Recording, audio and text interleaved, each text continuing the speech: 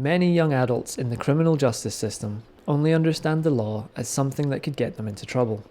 After all, that is because too often they are standing before a criminal court or sitting in a prison cell.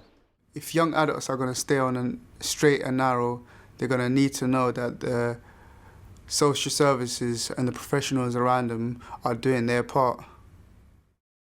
The law can and should help young adults. The Justice Committee inquiries also highlighted the importance of recognising that there is a distinct legal framework and system for dealing with young adults. And that applies both in criminal law but also in related areas such as social welfare law. And it's really important that practitioners, judges and all the agencies involved with them are fully aware of that. Those who understand the challenges young adults face can also see why it's so important to receive appropriate legal support. There is a whole host of different legal considerations that apply to young adults between the ages of 18 to 25. First, we have the different considerations that apply to sentencing.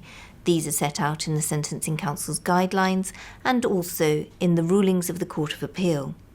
Second, we have a whole host of different considerations that apply to young people who are care leavers and who are entitled to support with finances, education, housing, and even thinking about personal and social support under the Children Act 1989.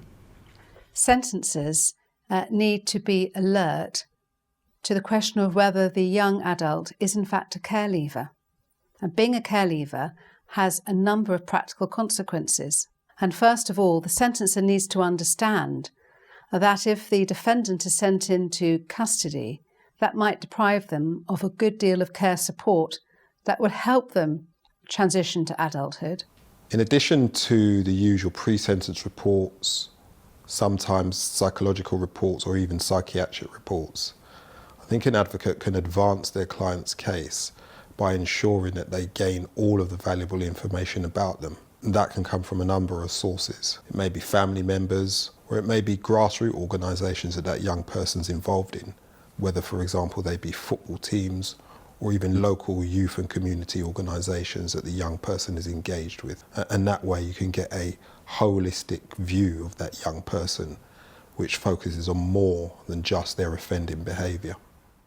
In my experience, it's really important that young people's needs are met. In ensuring this, we need to take a multi-agency approach, including social services, care leavers, youth offending workers, mental health, everyone working as a team. Having access to social care rights can make all the difference to young people in their future. Getting support from the Howard League made a big difference in my life. Young adults need support with everyday living, such as paying bills, cooking, and things that they can really help them progress in life. I think that there should be workers who are specially trained to deal with young adults to help them with such things as legal, housing, cooking, things that they can use on an everyday basis. The law requires that the needs of young people are considered before both the criminal courts and in terms of support in the community. Receiving the right outcome before the courts, together with timely aid and support, has a big impact on their chances of a positive future and a crime-free life.